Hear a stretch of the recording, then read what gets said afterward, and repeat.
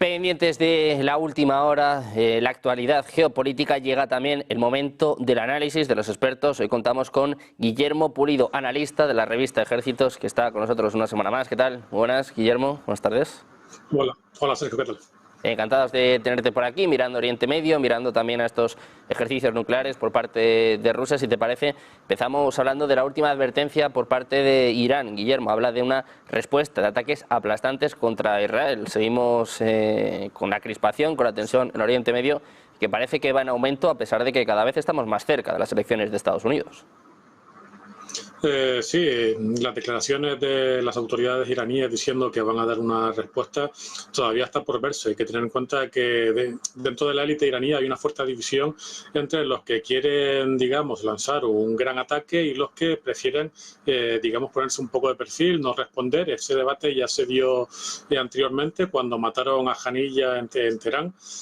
Digamos que la línea más dura, que es de los rangos medios de la Guardia Revolucionaria, y son personas de 40 años o menos y que están enfrentados a su vez con la gente de más edad y que copa los altos cargos, para decirlo de alguna manera, de la Guardia Revolucionaria y acceso directo a Jamenei, pues terminaron imponiéndose estos últimos y generó una gran desazón dentro de la propia Guardia Revolucionaria, ¿no? Empezaron a volar los cuchillos, hubieron bastantes luchas internas, incluso se llegó a rumorear dentro de Irán, en el sector, digamos, más de línea dura y más joven, que Kani, el jefe de la Fuerza Quds, era un agente del Mossad, ¿no? Este rumor venía de ese sector de la Guardia Revolucionaria. O sea, imagínate el nivel de enfrentamiento interno y de conspiranoia que hay en Irán, y de ahí que las declaraciones hayan sido ambivalentes. En un primer momento se dijo que no iba, señalizaron los iraníes que no iban a hacer un gran ataque, después señalaron todo lo contrario, y esto se debe a esta división interna, ¿no? Por tanto, no habría que descartar, aunque no podemos estar plenamente seguros, que finalmente, en algún momento de las próximas semanas, porque hemos visto que nuestros intercambios de misiles y ataques entre Irán e Israel pues se demoran bastante entre una respuesta a cada ataque, ¿no? Pueden pasar incluso meses, pero no habría que descartar que la línea dura se imponga en Irán y finalmente sí haga un ataque importante contra Israel. Pero como te digo, todo eso probablemente esté en discusión porque las divisiones internas dentro de la Guardia Revolucionaria y del sector de seguridad iraní es bastante fuerte.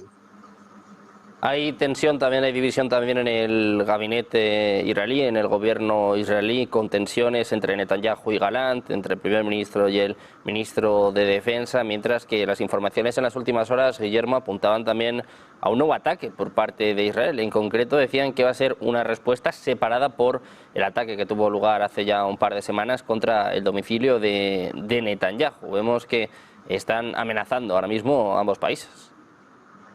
Desde luego, aunque todavía es la decisión de lanzar ese ataque, tiene que, según dice la prensa israelí, tiene que tomarse todavía, y la respuesta no tiene que ser tampoco un ataque de docenas o cientos de aviones contra Irán, ¿no? El hecho es que parece que Netanyahu quiere guardarse el derecho o la opción de seguir atacando a Irán con el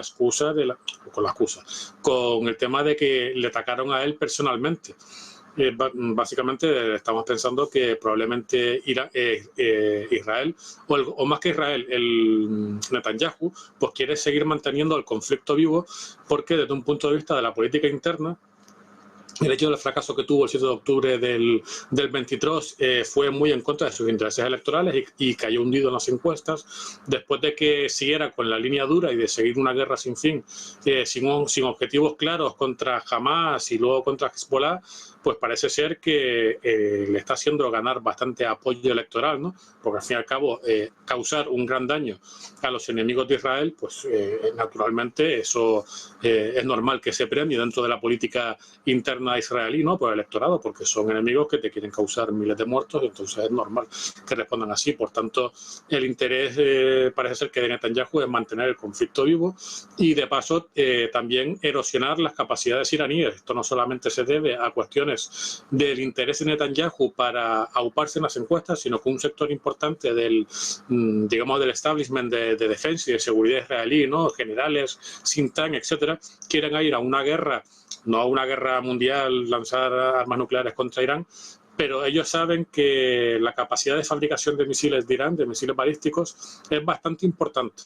Y ya Irán tenía unos 2.400 misiles balísticos, no ya de cruceros y drones, que pueden llegar a Israel, ¿no? Eso lo construyeron en pocos años, esa cantidad tan grande, ¿no?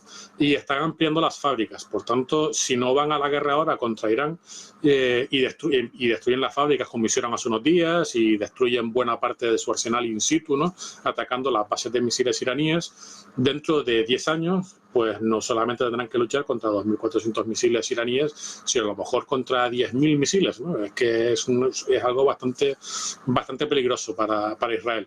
Y de ahí que entre una cosa y otra, entre que le favorece internamente y desde luego no pueden permitir, desde cierta óptica estratégica, no deberían permitir que Irán siga acumulando misiles balísticos porque no se pueden defender contra una cantidad tan grande, pues vayan a un conflicto militar para destruir la capacidad de fabricación de estos proyectiles, ¿no? Pues, pendientes de Oriente Medio, te quiero preguntar también, Guillermo, por el papel que está teniendo Estados Unidos en este conflicto, el caos que hay ahora mismo en Estados Unidos, con Biden, que ya dimitió, ya dijo que no iba a seguir hace 100 días, con la carrera presidencial. ¿Cuánto está afectando esto a la escalada que estamos viendo en Oriente Medio? Porque hay muchos medios que ya apuntan a que la debilidad de Joe Biden, la debilidad del gobierno de Estados Unidos, está haciendo un poco que Netanyahu vaya por su cuenta. La verdad es que no sabemos si es tanto la debilidad, como me dices, de Biden, que desde luego que ya como vimos en el debate que tuvo con Trump, pues parece ser que le cuesta reaccionar y tomar decisiones fuertes, ¿no? Y está dejando hacer a Israel también Biden de por sí, que es una persona bastante proclive a los intereses israelíes, ¿no? Y por tanto, entre una cosa y otra, que es decir, no tiene probablemente la energía como para imponerse a Netanyahu, y también Netanyahu sabe que como está de salida, no puede, cualquier tipo de presión que pueda tomar este presidente en pocas semanas no van a ser efectivas, ¿no? Y habría que otra vez a negociar, pues, es decir, la capacidad de presión que tiene Biden al haberse retirado de la campaña electoral y su estado de salud.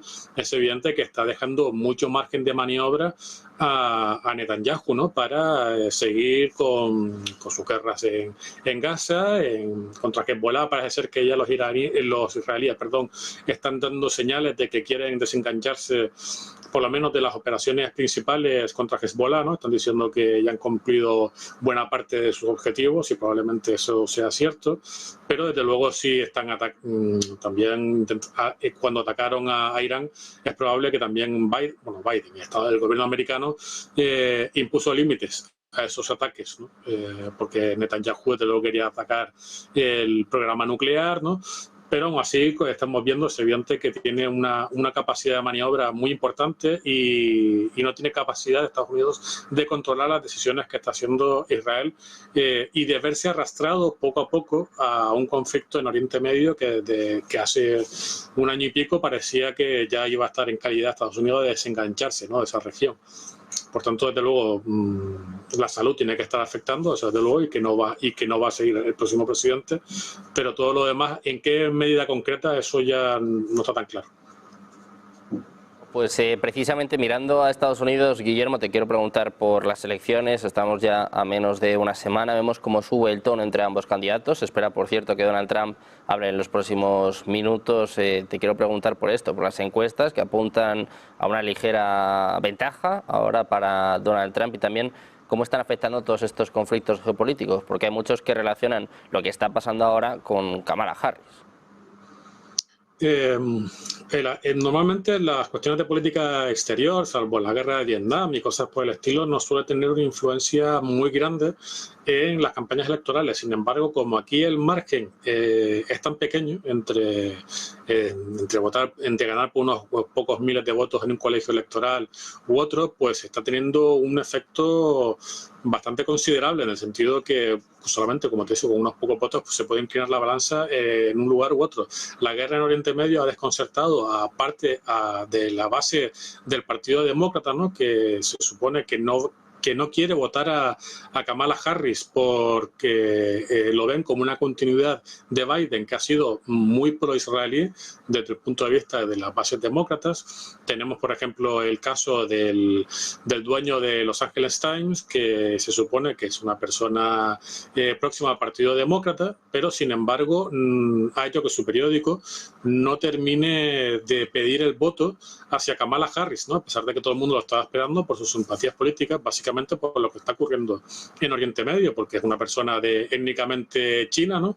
Aunque se crió en Sudáfrica y ahora desde hace años pues, es prácticamente como si fuese un ciudadano americano, aunque creo que no tiene todavía la nacionalidad, pero como sufrió el apartheid y ve como lo que está ocurriendo en Palestina como una continuación de las injusticias, ¿no? Por cuestiones de nacionalidad, de raza, etcétera, pues casi no te voy a decir que prefiere que gane Trump, pero no se ve con el ánimo moral del pedir el apoyo a Kamala Harris, ¿no? Y eso, bueno, esta anécdota se está trasladando a buena parte del electorado, no sabemos qué cantidad, pero una parte del electorado demócrata, ¿no? Y parece que le está costando movilizar, ¿no? Y puede ser que quizás termine esos miles de votos que no vayan a las urnas, pues terminen dando la victoria a Trump o no, porque hemos visto lo que pasó con lo de Puerto Rico hace poco, ¿no? Hace unos días, hace unas horas, pues por tanto, pero vamos, lo que es el efecto en cantidad, la política exterior no es muy importante, pero en cuestiones claves, en unos miles de votos, pues ahí sí podría tener una influencia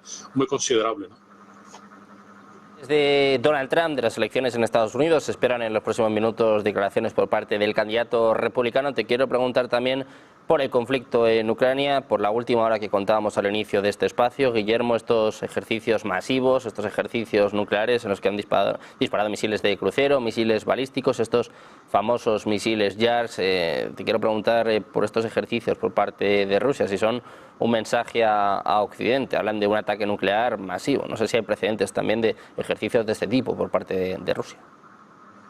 Sí, hay bastantes precedentes, no son especialmente masivos ni grandes, se parecen mucho a los ejercicios nucleares de otros años y por tanto la gente no lo debe ver como una especie de que esté relacionado con la guerra de Ucrania, ¿no? O que estén tratando de disuadir que, por ejemplo, tropas de la OTAN terminen terminen entrando en Ucrania para combatir contra Rusia y los soldados norcoreanos, que parece ser que ya están desplegándose en curso. Todavía no hay informes que los hayan visto en combate, pero ya están muy cerca, ¿no? Para iniciar esa contraofensiva contra el territorio ruso que tomó Ucrania hace unos meses. Pero bueno, estas maniobras nucleares, como te digo, aun siendo más grandes en teoría, no en teoría, sino que respecto a las maniobras nucleares que hace Estados Unidos en los últimos años, en la Guerra Fría Estados Unidos hacía maniobras militares nucleares mucho más grandes, ¿no? Los Global Thunder. Ahora hace otro tipo de maniobras, ¿no? Ensaya durante el año el disparo de misiles, ¿no? No lo concentra solamente en un ejercicio anual que parece más llamativo, pero está dentro de la normalidad de las maniobras nucleares estratégicas rusas y no son especialmente masivas, ¿no? Sigue la tónica y no está relacionado directamente con el conflicto de Ucrania, vamos. Pues pendientes de estos ejercicios nucleares, te quiero preguntar por también el presidente ucraniano, Volodymyr Zelensky, que hemos conocido también en las últimas horas, que ha pedido misiles Tomahawk dentro de este plan de la victoria, dentro de esta estrategia de disuasión no nuclear. Decía el propio New York Times que esta petición ha sido inaceptable para Estados Unidos, que hay muchos funcionarios occidentales pues, que no terminan de confiar en el plan de la victoria de Zelensky. La verdad es que, dado que Ucrania no va a tener armas nucleares, ¿no? A pesar del run que hubo hace un par de semanas aproximadamente, no recuerdo por ahí, ¿no? Que decían que a lo mejor si no le daban este paquete de defensa, pues iba a ser, eso es imposible, ¿no? Es decir, no lo puede hacer Ucrania en estos momentos. Y el paquete de disuasión convencional, ¿no? O no nuclear, iría un poco, es decir, técnicamente se parece mucho a las capacidades que está desarrollando Corea del Sur que está enfrentando a Corea del Norte, una potencia nuclear, que le llaman campaña de represalia masiva, ¿no? Que básicamente desarrollar una gran cantidad y desplegar una gran cantidad de misiles de largo alcance para, en caso de conflicto, anular la capacidad nuclear de Corea del Norte. Aquí no se sabe muy bien qué objetivos quiere atacar Zelensky. Se supone tantos objetivos nucleares no puede, no habría cantidad suficiente de misiles, ¿no?, para darle, pero sí causarle un gran daño económico, ¿no? Desde un punto de vista estratégico tiene todo el sentido del mundo, ¿no? Pero desde luego sería escalatorio desde un punto de vista de los intereses de las naciones occidentales, que quieren evitar que, o de algunas naciones occidentales, porque otras son más halcones, ¿no?, y ayudar directamente a Ucrania, pero digamos que la postura estadounidense desde el comienzo de la guerra ha sido evitar que Rusia gane la guerra, pero sin llegar a un tipo de situación que podría desencadenar un conflicto directo entre países OTAN y Rusia, ¿no? Y darle esta capacidad de ataque en profundidad a Ucrania, que causara un gran daño económico, básicamente destruir su infraestructura petrolera, ¿no?, y su infraestructura económica, pues eso probablemente desencadenaría algún tipo de respuesta masiva nuclear contra Ucrania, quizá contra países occidentales que le han dado estos misiles, ¿no?, como también podría ocurrir en el caso de que Corea del Sur atacase a Corea del Norte. Corea del Norte está ansiosa por desarrollar misiles ICBM para, si se da esa circunstancia, poder atacar a Estados Unidos, ¿no? Esas capacidades de la tiene Rusia en estos momentos. Y por tanto, desde esa perspectiva estratégica de tratar de evitar que Rusia invada toda Ucrania, ¿no?, pero sin llegar a un conflicto directo, a un conflicto muy masivo y que afectaría a la economía mundial de una manera catastrófica, porque si quitas del mercado del petróleo esos millones de barriles, pues sería muy malo para la economía internacional, ¿no? El barril de petróleo pues iría a cientos de dólares. Pues entonces, desde esa perspectiva es inaceptable como tú me dices, para muchos en Washington, ¿no?